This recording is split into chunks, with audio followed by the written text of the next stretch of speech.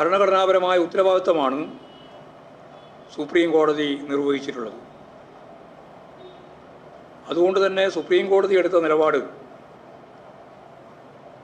പാർലമെൻറ്റിന് മുകളിലുള്ള കടന്നാക്രമമാണ് എന്നെല്ലാമുള്ള ഭരണകൂട സംവിധാനത്തിൻ്റെ ഭാഗമായിട്ടുള്ള ആളുകളുടെ തന്നെ വ്യാഖ്യാനങ്ങളും വിശദീകരണങ്ങളും ഭരണഘടനയെ തന്നെ വെല്ലുവിളിക്കുന്ന ഒന്നായിട്ടാണ് കാണേണ്ടത്.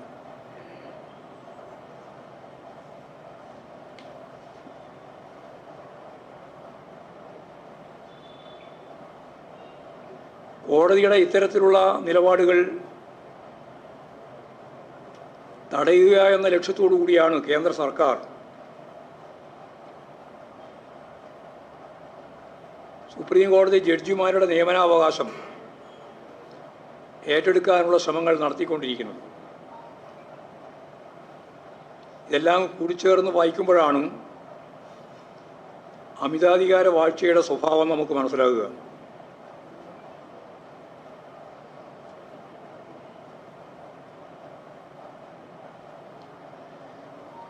BJP സർക്കാർ കൊണ്ടുവന്ന ഇത്തരം നിയമങ്ങൾക്കെതിരെ ശക്തമത്തായ നിലപാടാണ് ഇടതുപക്ഷം എല്ലാ കാലത്തും സ്വീകരിച്ചിട്ടുള്ളത്. ജമ്മു ആൻഡ് കാശ്മീരിൻ്റെ കാര്യത്തിലും വിവാഹമോചന നിയമം ക്രിമിനൽ കുറ്റമാക്കി മാറ്റുന്നതിനുള്ള പരിശ്രമങ്ങൾക്കുമെല്ലാം എതിരായ ശരിയായ നിലപാട് CPIM ഉൾപ്പെടെയുള്ള ഇടതുപക്ഷ പ്രസ്ഥാനങ്ങൾ സ്വീകരിച്ചിട്ടുണ്ട്. ഇത്തരം ഘട്ടങ്ങളിലെല്ലാം ഉത്തരവാദിത്തങ്ങൾ നിർവഹിക്കുന്നതിൽ നിന്ന് മാറി നിൽക്കുന്ന നിലപാടാണ് കോൺഗ്രസിൻ്റേത് എന്ന് എല്ലാവർക്കും അറിയാം. വഖഫ് നിയമ ഭേദഗതിയുമായിട്ട് ബന്ധപ്പെട്ട് പാർലമെൻറ്റിൽ ഉയർന്നു വന്ന വലിയ രീതിയിലുള്ള ചർച്ചയിൽ നിന്ന് ഒളിച്ചോടുന്ന സമീപനമാണ് കോൺഗ്രസ് MPമാർ, പ്രതിപക്ഷ നേതാവ് ഉൾപ്പെടെ സ്വീകരിച്ചിട്ടുള്ളത്. വയനാടിൽ നിന്നും ജയിച്ച പ്രിയങ്ക ഗാന്ധി പാർലമെൻറ്റിൽ പങ്കെടുത്തില്ല. രാഹുൽ ഗാന്ധി സഭയിൽ ഉണ്ടായിട്ടും ഇത്ര പ്രാധാന്യമുള്ള ഒരു ബില്ലിൻ്റെ മേലെയുള്ള ചർച്ചയിൽ പങ്കെടുത്തില്ല. കണ്ണൂരിൽ നിന്നുള്ള MP മാത്രമല്ല, KPCCയുടെ പ്രസിഡന്റ് ചർച്ചക്കായി പേര് നൽകുകയും K. രാധാകൃഷ്ണൻ സംസാരിക്കുന്നതിന് മുമ്പ് 3 പ്രാവശ്യം K. സുധാകരൻ്റെ പേര് ആവർത്തിച്ച് വിളിച്ചിട്ടും സുധാകരൻ സംസാരിക്കില്ല. പാർട്ടി കോൺഗ്രസ് നടക്കുന്ന സമയമായിരുന്നിട്ടും പാർട്ടിയിൽ കോൺഗ്രസിൽ പങ്കെടുക്കേണ്ടുന്ന പ്രതിനിധികളായ സഖാക്കളെ വളരെ ശ്രദ്ധേയമായ ഒരു നിയമനിർമ്മാണവുമായിട്ട് ബന്ധപ്പെട്ട ബില്ലാണ് എന്നുള്ളതുകൊണ്ട്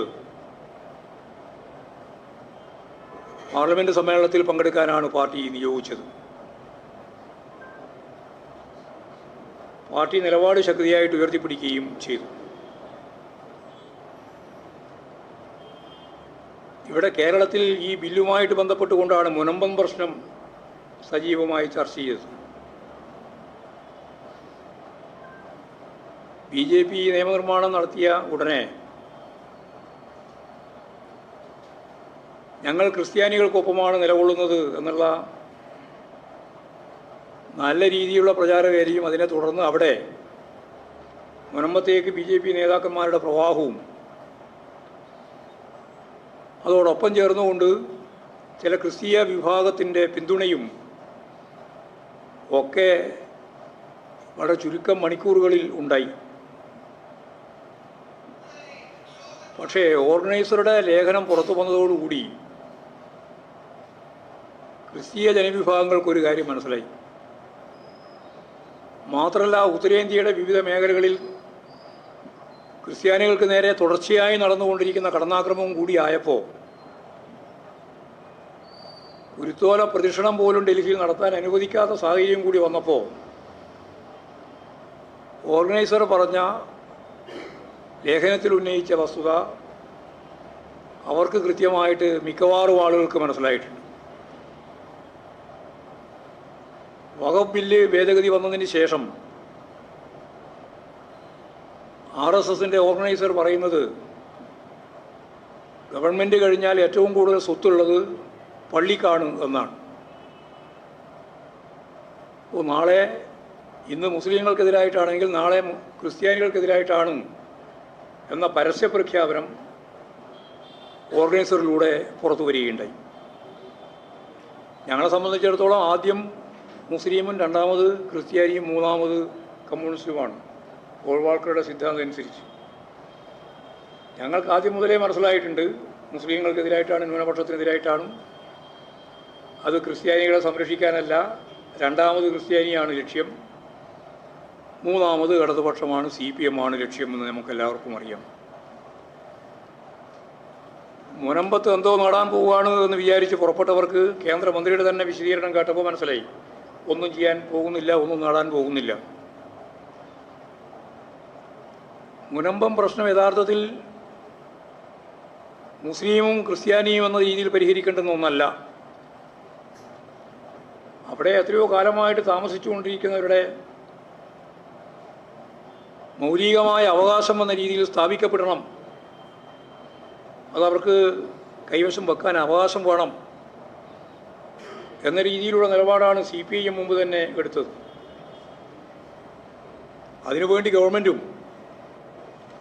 അതുപോലെ തന്നെ ഗവൺമെൻറ് നിയോഗിച്ചിട്ടുള്ള കമ്മീഷനും എല്ലാം ചേർന്നുകൊണ്ട് വളരെ വേഗം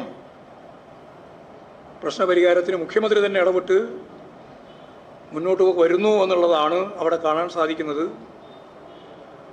അതുകൊണ്ട് മുനമ്പത്തിൻ്റെ പേരിൽ ക്രിസ്ത്യാനികളെ BJPക്ക് അനുകൂലമാക്കി മാറ്റാം എന്ന അവരുടെ സ്വപ്നം ഇതോടുകൂടി അവസാനിച്ചിരിക്കുക. അപ്പോൾ സർക്കാർ ശ്രമിക്കുന്നത് നല്ല യോജിപ്പോടുകൂടി മതനിരപേക്ഷ ഉള്ളടക്കത്തെ മുൻനിർത്തിക്കൊണ്ട് മതസൗഹാർദ്ദത്തിൽ ഊന്നിയ എന്നാൽ വർഗപരമായ പാവപ്പെട്ട മനുഷ്യരുടെ എത്രയോ വർഷക്കാലമായിട്ട് അവർ താമസിക്കുന്ന സ്ഥലവും വീടും എല്ലാം സംരക്ഷിക്കപ്പെടുന്ന ഒരു നിലപാട് മുനമ്പം പ്രശ്നത്തിൽ ഉണ്ടാവണം. അതിന് പരിഹാരം കാണുന്ന ഒന്നാണ് വഖഫ് ബോർഡിൻ്റെ ഭാഗമായിട്ടുള്ള ഭേദഗതി ചെയ്യുന്ന ബില്ല് എന്നത് തികച്ചും തെറ്റായ പ്രചാരവേലയായിരുന്നു എന്നിപ്പോഴ് കേരളത്തിലെ ക്രിസ്തീയ ജനവിഭാഗങ്ങളും മുസ്ലിം ജനവിഭാഗങ്ങളും തിരിച്ചറിഞ്ഞിരിക്കുകയാണ്. ഇതാണ് പൊതുവായിട്ട് പറയാനുള്ള കാര്യം. ഉദ്ഘാടനത്തിൻ്റെ വിശദാംശങ്ങൾ എന്ന് പറയുന്നത് വൈകുന്നേരം 5 മണിക്കാണ് ഉദ്ഘാടനം. മറ്റ് പാർട്ടികൾ എന്ന് പറഞ്ഞാൽ ഇടതുപക്ഷ ജനാധിപത്യ മുന്നണിയുടെ ഭാഗമായിട്ട് നിൽക്കുന്ന പാർട്ടി നേതാക്കന്മാരെല്ലാം ക്ഷണിച്ചിട്ടുണ്ട്. പിന്നെ പഴയകാല പാർട്ടി നേതാക്കളുണ്ട്. പാർട്ടി സംസ്ഥാന സെക്രട്ടറിയായവർ, പാർട്ടി നേതൃത്വത്തിൻ്റെ ഭാഗമായിട്ടുള്ളവർ, അഴീക്കോടനെ പോലെയുള്ള ഏറ്റവും പ്രധാനപ്പെട്ട രക്തസാക്ഷികൾ, അങ്ങനെയുള്ള സഖാക്കളുടെയെല്ലാം കുടുംബാംഗങ്ങളെ ക്ഷണിച്ചിട്ടുണ്ട്. ജനറൽ സെക്രട്ടറി ഉൾപ്പെടെ PV മെമ്പർമാരെന്ന രീതിയിൽ 2 നേതാക്കളും വരും. സഖാവ് വിജയരാഘവനുണ്ട്, ജനറൽ സെക്രട്ടറി ഉടനായിട്ട്.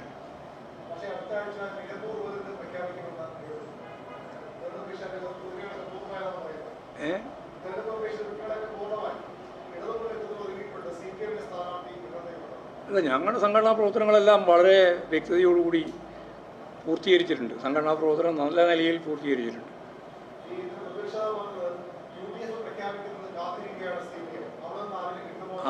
അവർ പിന്നെ ആരെയാണ് കാത്തിരിക്കുന്നത്? അല്ല, ഞാൻ പറയുന്നത് UDF ആരെ കാത്തിരിക്കുകയാണ്? പിന്നെ ഞങ്ങൾ ഇലക്ഷൻ പ്രഖ്യാപനം കാത്തിരിക്കുകയാണ്. അതിലെന്തോ പിന്നെ സംശയം? എവിടെ നിന്ന് ആരോ കിട്ടുന്നതാണ്? UDF എന്നോ കോൺഗ്രസ് എന്നോ?